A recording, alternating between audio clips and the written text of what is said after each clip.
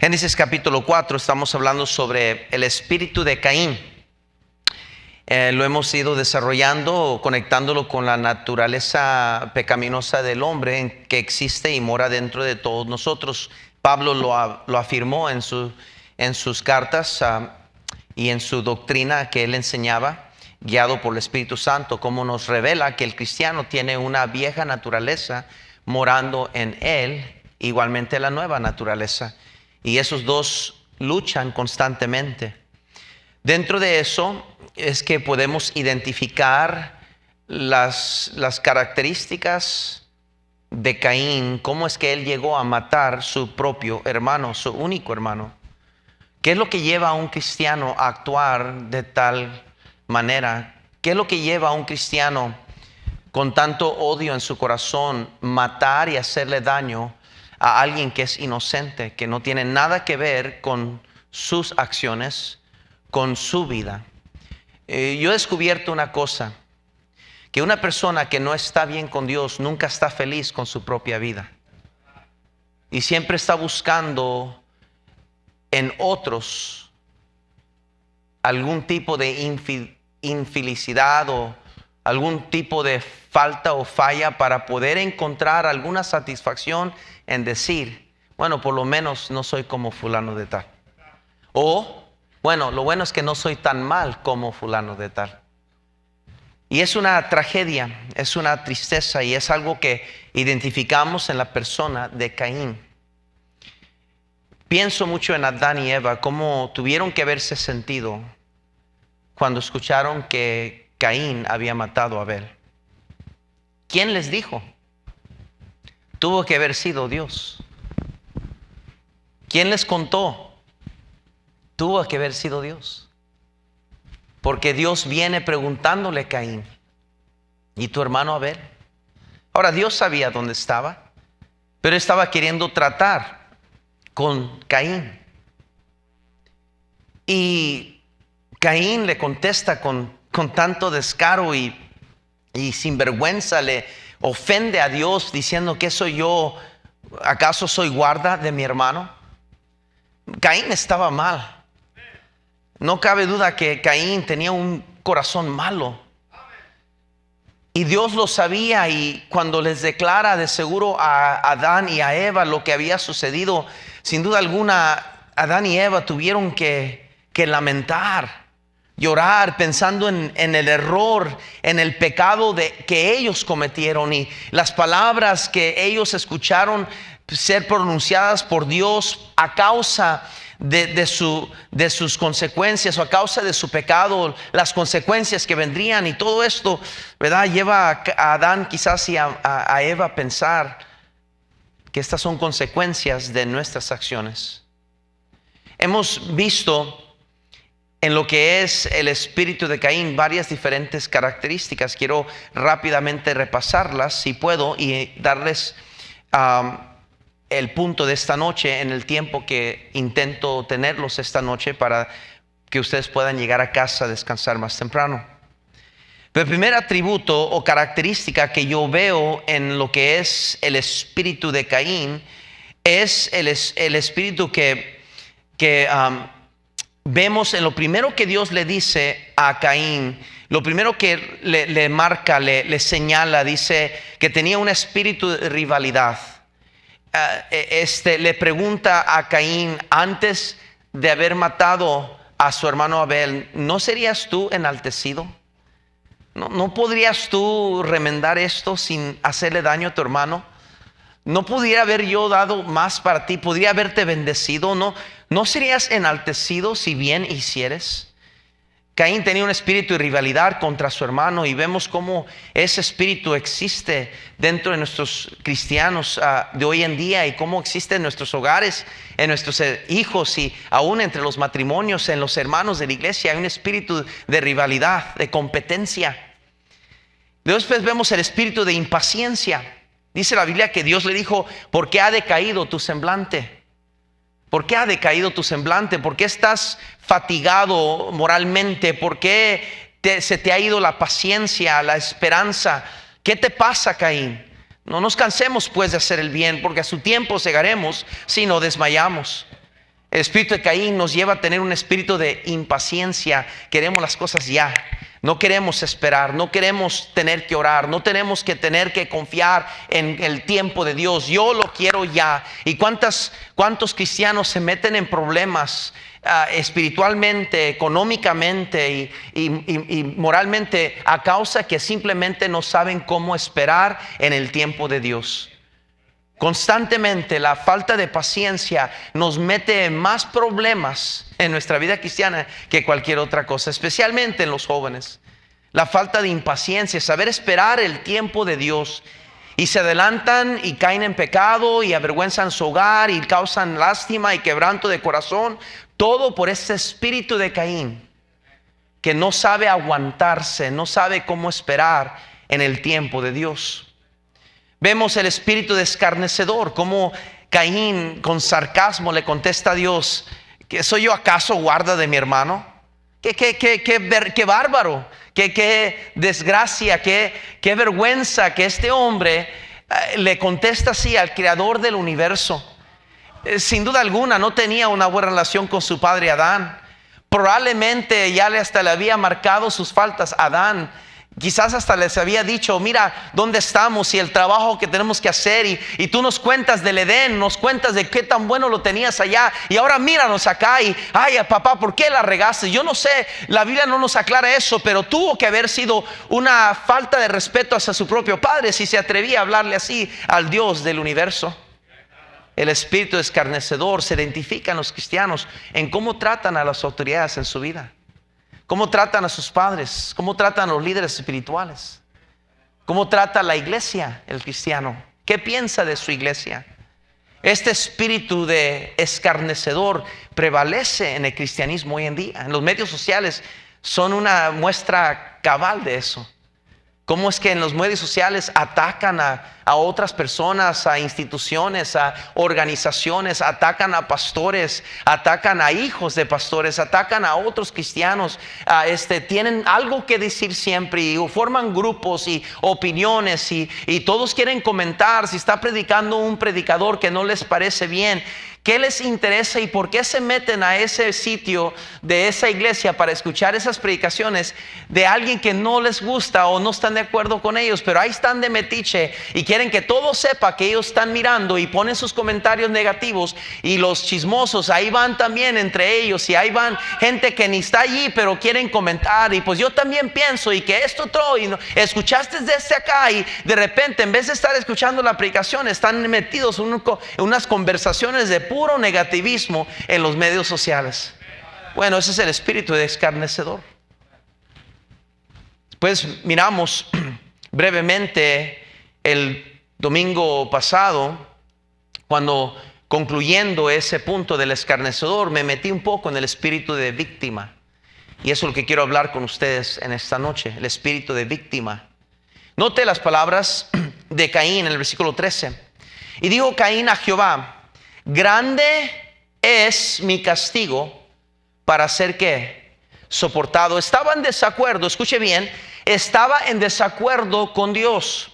No solo estaba en desacuerdo con Dios del castigo, pero quería declararle a Dios que él estaba siendo desbalanceado, que se estaba cruzando la línea, que se estaba pasando la raya. Pues te estás pasando la mano, Dios. Grande es mi castigo para ser soportado. Nadie le preguntó a Caín. Dios no le preguntó qué quieres, como le hizo con David, ¿se acuerda? ¿Quieres estar en paz con tus enemigos o quieres la calamidad sobre el pueblo? ¿Se acuerda que Dios lo presentó eso a David? Pero no le preguntó nada a Caín, no le sugirió, ni le preguntó, ni le implicó el que, ¿qué piensas tú sobre este castigo? No, Caín simplemente respondió como un víctima haría. Grande es mi castigo para ser soportado. No podré aguantar este castigo. Esto es injusto. Su hermano estaba muerto por su propia mano y él solo se sentía como la víctima. Él hirió, él lastimó, él ofendió, él criticó, él chismeó, él pecó, pero él debe ser tratado sin daño hacia él. lo menos posible de mis consecuencias. Denme respeto, denme misericordia. Suena familiar, ¿no? A Saúl, cuando él pecó, le demandó a Samuel: ok, pequé, ok, está bien, pequé contra Dios. Nadie es perfecto, Samuel. Ok, pequé, pero ahora hónrame delante de los reyes. Hónrame. Esa era la actitud de Saúl. David, al contrario, era totalmente diferente.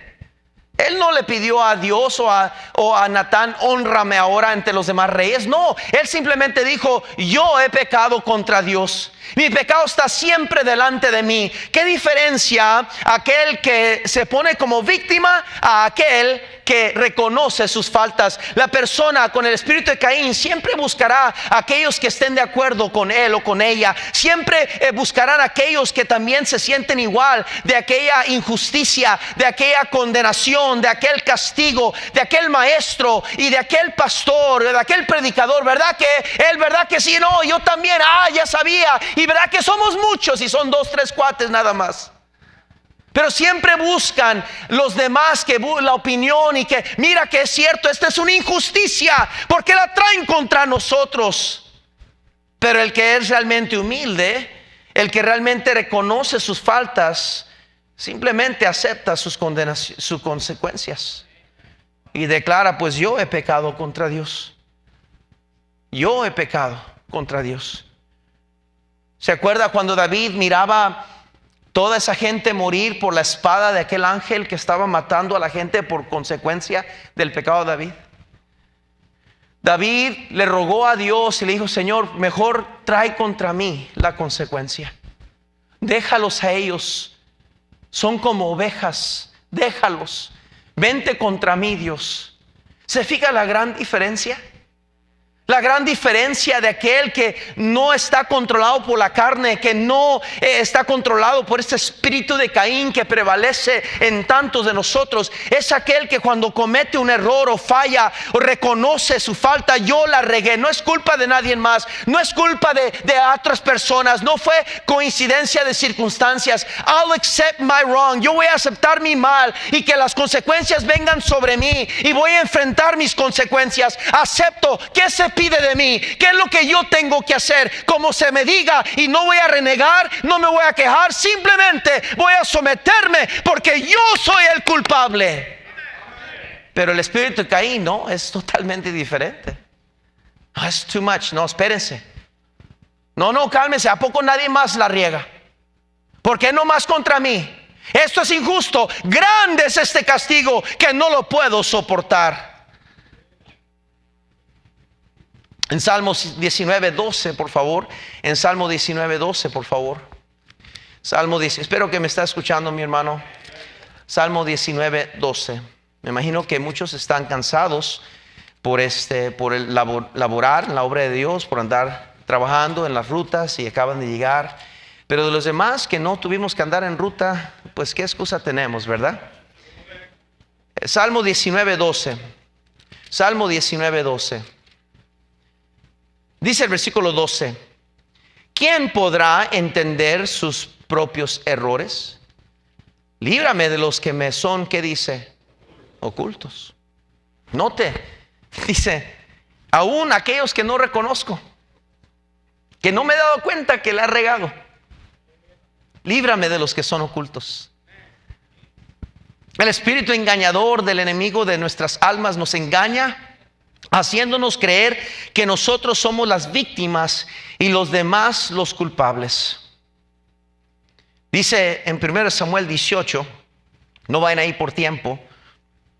Esto es después de que Saúl había pecado y desobedecido a Dios, y Dios le había declarado a Saúl que ya no iba a estar con él, que iba a reemplazarlo. Note, desde aquel día, dice la Biblia, Saúl no miró con buenos ojos a David. Desde aquel día, Saúl no miró con buenos ojos a David. Cuando Saúl tomó la actitud de víctima, Saúl se acomplejó, sintiéndose que todos conspiraban contra él. Hasta con su propio hijo le tiró la lanza. Fíjese nomás, véalo claramente como lo que, conforme el pensamiento que, la línea de pensamiento que le estoy llevando. Saúl, hermanos, llegó a ser tan egocéntrico, solo pensar en él mismo como la gran víctima. Ya Dios me dijo que me va a reemplazar y este joven ha sido elegido como rey y Samuel ya no me escucha, ya no ora conmigo y no es justo lo que está pasando. Y desde ese momento comenzó a ver mal ojos a David, y como vio que su hijo Jonatán también le estaba favoreciendo a David, se enojó contra su propio hijo y hasta quiso matar a su propio hijo. ¡Qué locura! ¡Qué locura! Que cuando alguien tiene el espíritu de Caín, ni siquiera su propia familia se escapa de su ira. Ni siquiera. Todos tienen que pagar esa consecuencia. Todos tienen que sufrir mi amargura. Todos tienen que sufrir mi depresión. Todos tienen y van a conocer que yo no soy feliz, ¿verdad, hermana? Si yo no puedo ser feliz, nadie en este hogar va a ser feliz. Si yo no puedo estar contento, nadie en este hogar va a estar contento. Si yo no puedo estar en liderazgo, yo voy a causar daño. Si yo no puedo tener ese favor, yo voy a asegurarme que nadie lo tenga. Si nadie me quiere escuchar, nadie va a hablar. Si nadie quiere, entonces, y así, hermanos, la persona que está en ese espíritu de Caín siempre va a llevar a aquellos que aún son inocentes a su alrededor a sufrir consecuencias injustas. Abel, ¿qué culpa tenía? Él hizo lo correcto. Él le dio lo mejor que tenía a Dios. No le quitó a Caín. Él dio lo mejor que tenía. Él dio el animal más gordo, más de todos. Se sentó y dijo: ¿cuál es el mejor, el más joven animal, el más robusto, el más lleno de vida, de fuerza? A ese voy a sacrificar a mi Dios, porque Dios merece esto y mucho más. Mientras Caín buscó las zanahorias y los jitomates y los chiles, y bueno, pues esto hay mucho, le voy a dar una porción a Dios. ¿Le está ofreciendo Dios a usted zanahorias? ¿Y se enoja porque alguien más le está ofreciendo lo mejor a Dios? Oro cuando no me queda otra. Gano almas cuando tengo tiempo. Sirvo si se acomoda mi horario. Doy si no me va a costar mucho. Y andamos ofreciendo a Dios zanahorias y tomate, y luego nos enojamos con aquellos otros que están dando todo, ofreciendo todo lo mejor para su Dios, y nos comparamos por ese espíritu de rivalidad. Nos comparamos a ellos y comenzamos a señalar sus faltas para asegurar que estamos en el mismo plano, que no somos ni ellos mejor que yo, ni yo, que ellos y todos aquí son, y esto es muy grande y nos ponemos como víctimas. En Samuel 23 dice la Biblia que Saúl creía que Dios está en su favor para matar a un joven inocente. Qué interesante, que él pensaba, estaba convencido que Dios estaba con él para matar a David. Lo buscaba todos los días, pero Dios no se lo entregaba en sus manos. No importaba cuánto se esforzaba Saúl, no importaba qué tanto hacía Saúl, cuántos hombres él tenía, David siempre salía, David siempre se escapaba. David nunca, por alguna razón, aunque él estuviera allí a su lado, no lo podía agarrar. ¿Por qué? Porque cuando Dios no está contigo, nada te va a salir bien. Saúl batallaba con hacer lo correcto ante Dios. Confesó su pecado contra David. ¿Se acuerda cuando David le cortó el borde de su manto, la vestidura? Y al día siguiente, por la mañana que Saúl se iba, David salió a su encuentro y le dijo: mira, rey, yo te tuve en mis manos y estos hombres me decían que te matara, pero yo te perdoné. ¿Se acuerda de esa historia? Dice la Biblia que cuando Saúl escuchó a David, dice que se arrepintió. Entendió y dice que le dijo: no, perdóname, yo estoy mal. En pocas palabras le confesó que él estaba mal y que David era un buen hombre, y lo dejó en paz y se fue. Pero el odio que estaba en el corazón de Saúl nunca se apartó de él. ¿Sabe? A veces los altares de nuestras iglesias son más frecuentados por aquellos con el espíritu de Caín, que son víctimas entre nosotros. Se sienten victimizados, que nadie los quiere, nadie les quiere dar su atención, que nadie les ha ayudado a ellos, que nadie les presta atención a ellos, que están solos en este mundo. Y que parece que yo no sé qué trae Dios contra mí, pero parece que a todos los demás les va a ir bien. Y a mí, mira cómo ando yo. Mira, no tengo ni un centavo en el banco. Mira, no tengo ni para la gas mañana. Y no sé cómo le voy a hacer. Y aquí están según los hermanos. ¿Y dónde está su misericordia? ¿Y por qué no me ayudan a mí? Y vienen al altar porque el mensaje les trae convicción. Se arrepienten, pero regresan a su asiento. Y el odio no se les va de su corazón. El espíritu de Caín es muy poderoso. Proverbios 28:13, por favor, rápidamente. Proverbios 28:13. Proverbios 28:13. Yo recuerdo escuchar el testimonio de unos jovencitos en una de las rutas que yo tuve hace años atrás en Wilmington, California, unos proyectos. Y unos jovencitos que su mamá era muy violenta con ellos. Escuche esta historia rápidamente. Cómo los golpeaba. Estoy hablando de los maybe 92, 93, más o menos por ahí esos años. Cómo los golpeaba y seguido miraba yo marcas en los brazos de ellos o acá abajo en las piernas de las niñas pequeñas. Y cómo nos quebrantaba el corazón. Y recuerdo que ellos nos contaban y lo que yo recuerdo es que cada domingo en la mañana, cada domingo en la mañana cuando ella venía a la iglesia, siempre era una de las primeras en el altar llorando. Era la mamá, la misma mamá que golpeaba a sus niños. Era la primera en el altar, y se escuchaban sus gemidos, y lloraba. Y no digo que no era sincera, pero nunca cambió y los golpes aumentaron. Tuvieron que al fin quitárselo. El Estado se los quitó porque los golpeaba, los abusaba de ellos y el maltrato seguía, pero ella se sentía culpable. Y los niños nos decían a nosotros que es que ella, después de golpearlos y arrastrarles, venía llorando hacia ellos: perdóname, es que tu padre me abandonó, es que cuando era niña a mí me abusaron. Y los niños confundidos decían: ¿por qué es que llora tanto mamá? ¿Por qué es que tanta culpabilidad y no quiere cambiar? Y les lloraba y se sentía tan culpable por los maltratos, por las cachetadas, por los menosprecios, por las ofensas, por los gritos, los insultos, por la amargura, la rencilla que reinaba en su hogar. Y lo reconocía y se arrepentía, pero no cambiaba. Y estamos hablando de un espíritu de victimización, que nos ponemos como víctima. Y no hay algo peor en la vida de un cristiano que se ponga como una víctima en esta vida. Proverbios 28:13 dice la palabra de Dios así. Dice versículo 13: el que encubre sus pecados no prosperará, mas el que los confiesa y se aparta alcanzará misericordia. No nomás que los confiese, pero dice Dios: apártate. Eso quiere decir que necesita ya cambiar algunas cosas, hermano, hermana. Eso quiere decir que necesita tomar medidas, pasos de cambio. Algo tiene que cambiar.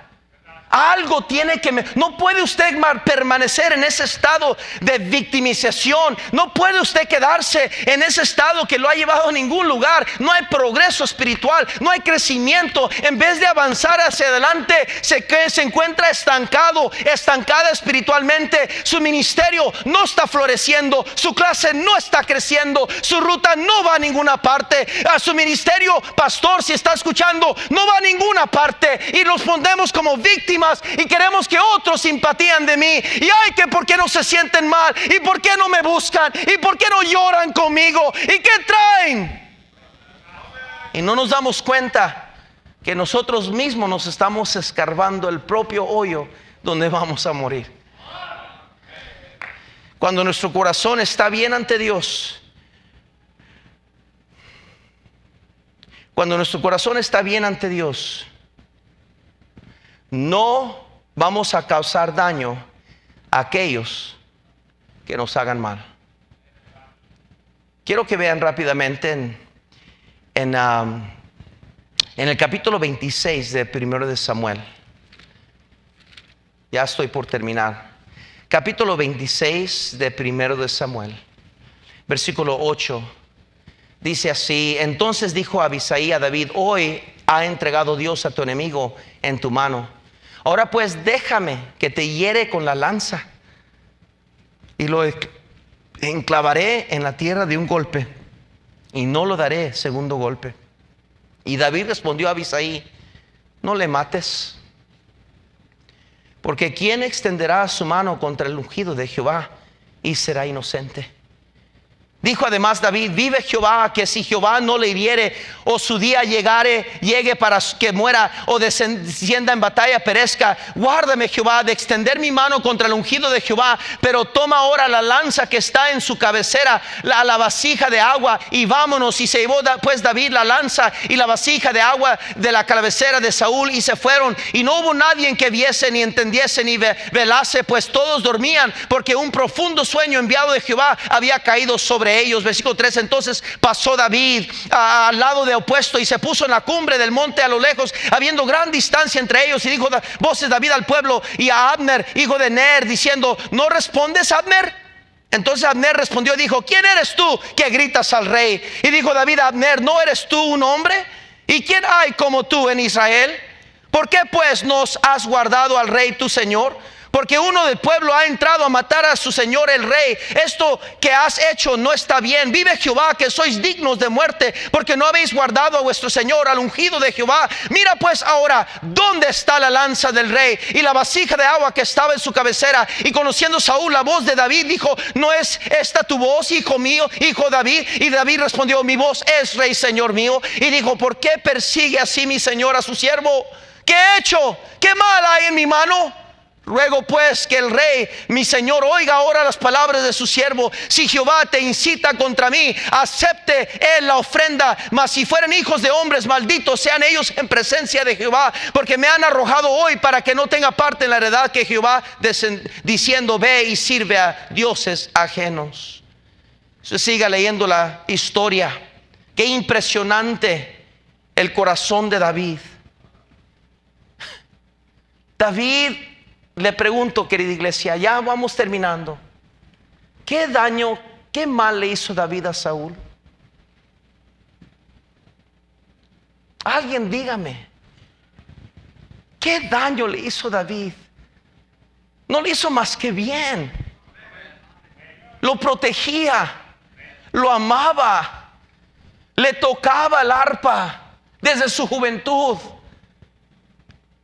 lo apreciaba, peleaba por él, arriesgaba su vida por su reinado, lo respetaba, lo tuvo en sus manos, no una vez, pero varias veces, para poder matarlo. Y David le rogaba a Saúl: ¿qué te he hecho yo? ¿No ves? Aquí está la lanza. Yo te pude, esta lanza, la del rey, yo te pude cortar la cabeza. Yo pude hacerte pedazos, Saúl. ¿Qué mal te hice? A ver, dime por qué no dejas de buscarme. Pero Saúl, ni él mismo se entendía. Ni él mismo. ¿Eres tú, David? Hijo, David, ¿eres tú? Esa voz la reconozco. Me cantaba por las noches cuando ese espíritu venía a causarme aflicción y no tenía nadie más que me aliviara. Oh, esa voz, David, eres tú, David. Pero cuando alguien toma el espíritu de víctima, nadie se escapará.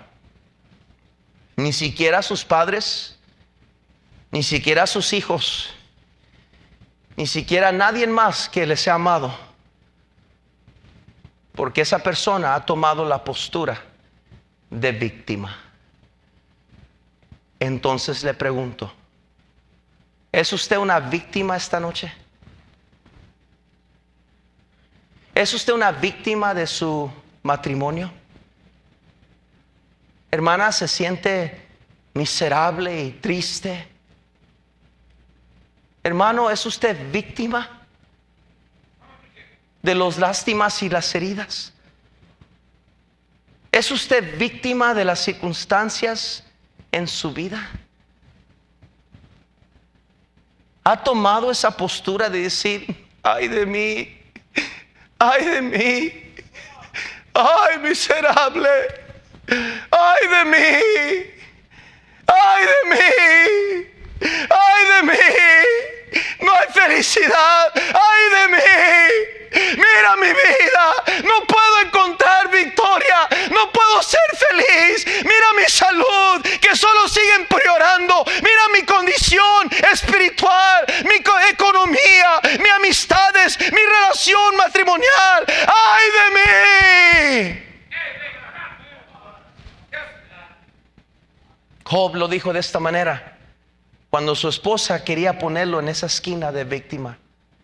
Job dijo, espérate mujer, oh, como cualquier mujer fatua has hablado. ¿Qué recibiremos de Dios? Solamente el bien y no recibiremos el mal. Sea su nombre bendito. Dios da. Mujer, Dios da. Y cómo nos gozamos cuando Él da. Cómo nos alegramos y cómo nos aprovechamos y cómo nos gozamos en gran alegría cuando Él da. Pero también Dios quita y debemos de gozarnos igual, porque Dios está sentado en su trono y yo no soy ninguna víctima. Y si algo he sufrido, si algo he conseguido como consecuencia en mi vida, lo merezco y mucho más. Yo no soy víctima. Dios ha sido bueno en mi vida. La víctima es quejarse excesivamente, buscando la compasión de los demás. Caín se puso como víctima en vez de aceptar la culpabilidad. Grande, esto no es justo, Dios. Pero Caín, tu hermano, la voz de tu hermano, oigo clamar de la tierra, aquel que me ofrendó, aquel que me agradó, aquel que segundos antes estaba disfrutando un momento a solas con Él, en comunión con Él. Su voz clama desde la tierra. Dios, Dios, alguien me pegó. Dios, algo pasó. Dios, mi hermano, Dios, Caín me golpeó. Dios, la voz de Caín clamaba desde el desierto. Y Caín, el que lo había matado, se quejaba. Grande es esto. No puede ser. No es aceptable esta circunstancia. No es aceptable esta enfermedad. No es aceptable este matrimonio. No es aceptable esta casa. No es aceptable estos carros. No es aceptable este problema. No es aceptable este menosprecio. No es aceptable estas pruebas y luchas. No es aceptable. Y Caín tenía el espíritu de víctima. He felt so sorry for himself. Usted ha llegado ahí. Si pudieran entender mi aflicción. Y dice Dios, y todo lo que yo he hecho por ti, por más difícil que esté su vida hoy, imagínese que Dios el día de mañana decidiera quitarle a su esposo de usted. Imagínese que el día de mañana usted reciba noticias, hermana, que su esposo tuvo un accidente en el trabajo.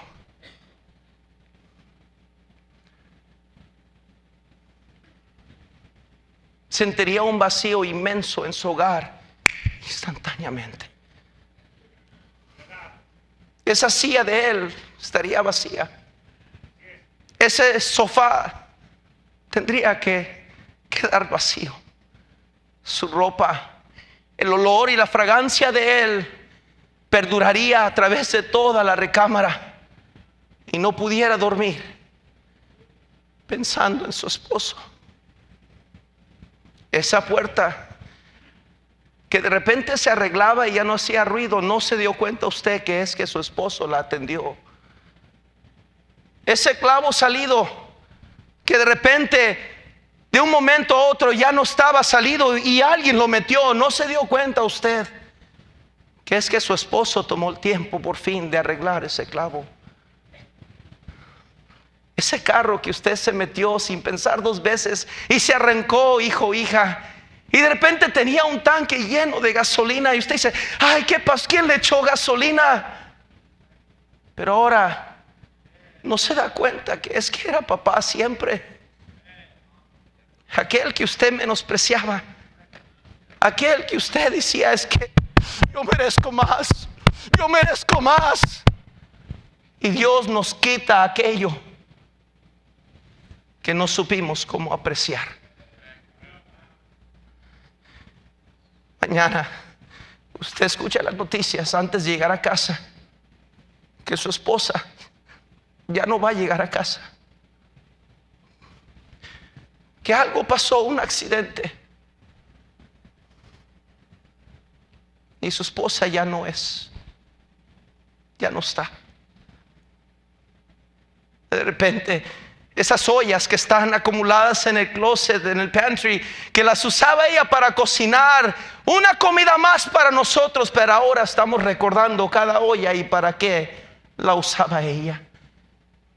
Los olores de mamá, las decoraciones más pequeñas en la casa, los cuadros que todos menospreciábamos, que para ella eran tan significantes,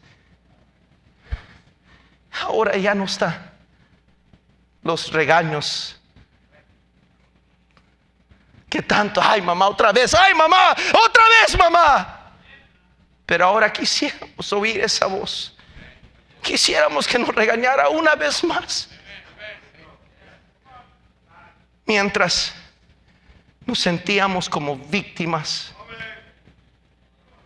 quejándonos de las circunstancias. It's not fair. No es justo. Mira mi vida. Mira qué miserable soy. Mira qué triste soy. Dice Dios, bueno, si no tanto, si no estás contenta con tu vida, entonces quizás tendré que quitar. Es muy grande este castigo, Dios. Muy grande este castigo. Pero Caín, yo estaba a la puerta y yo te decía, no lo hagas, no lo hagas, no tienes que hacerlo. Yo puedo añadir a tu vida mucho más. No lo hagas, Caín. Pero me ignoraste. Y ahora es la voz de tu hermano que clama. Y tú te estás quejándote. Porque tienes que ir a trabajar mañana. A aquel trabajo miserable donde ese patrón grosero está. Y se va usted renegando todo el camino. No le alcanza. No tiene suficiente.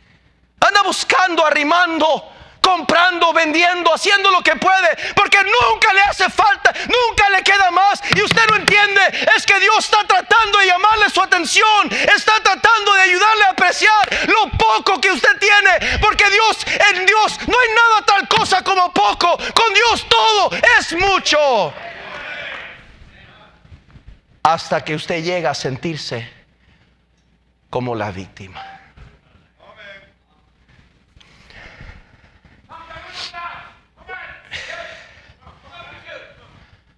No sé, ni quiero saber lo difícil que ha de ser perder un hijo, perder una hija. Sin duda alguna, las lágrimas nunca dejan de correr. Aquí hay familias que han perdido a un hijo. I can't imagine.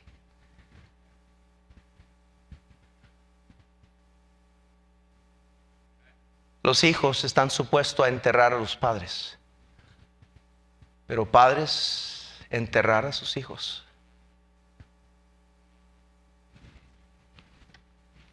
Adán, tengo que informarte, Adán. Ven, siéntate. Yo sé que has trabajado arduamente sin quejarte por tu castigo, por tu consecuencia. Pero ven, siéntate. Tengo que algo platicarte. Sí, Dios. ¿Qué pide de mí? Fíjate que tu hijo Abel, su hermano lo mató. Caín. No, Dios, no. No puede ser. No, sí. Su sangre corre en la tierra.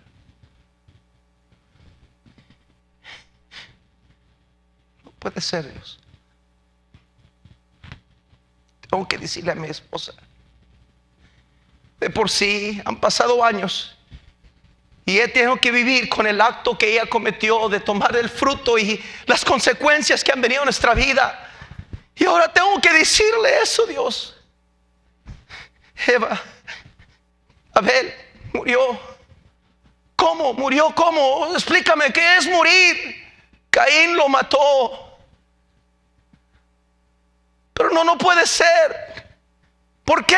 ¿Por qué lo mató? ¿Qué es matar? ¿Por qué qué es? Dime, explícame. No, yo quiero a mi hijo Abel. ¿Dónde está? No me digas eso. No me digas eso, Dan. ¿Dónde está mi hijo? No, es que tu hijo ya no es. ¿Qué enemigo fue? ¿Quién más? ¿De dónde vinieron los enemigos? No, fue tu propio hijo. Nuestro hijo Caín lo mató. Pero no puede ser. Yo espero eso de un enemigo, de alguien más. La serpiente antigua. Si ella fue, no fue ella. Fue Caín. Aquí hay personas sentadas que tienen el espíritu de Caín, que están así de cercas, de lastimar y matar a alguien que tanto aman, porque no quieren reconocer que tienen ellos ese espíritu de victimación. Señor, ¿cómo te pedimos, Señor? Porque yo sé las veces que yo he tomado esa posición y nunca he salido bien. Siempre me ha costado mucho. Siempre he lastimado a otros. Y más que nada, sé que te he avergonzado a ti. Qué fáciles somos, Señor, lo admito, de tomar esa actitud de víctima. Creemos que merecemos mejor, que merecemos más, que lo que estamos pasando y sufriendo es una injusticia. Y nos hemos quejado, Dios. Perdónanos. Perdónanos.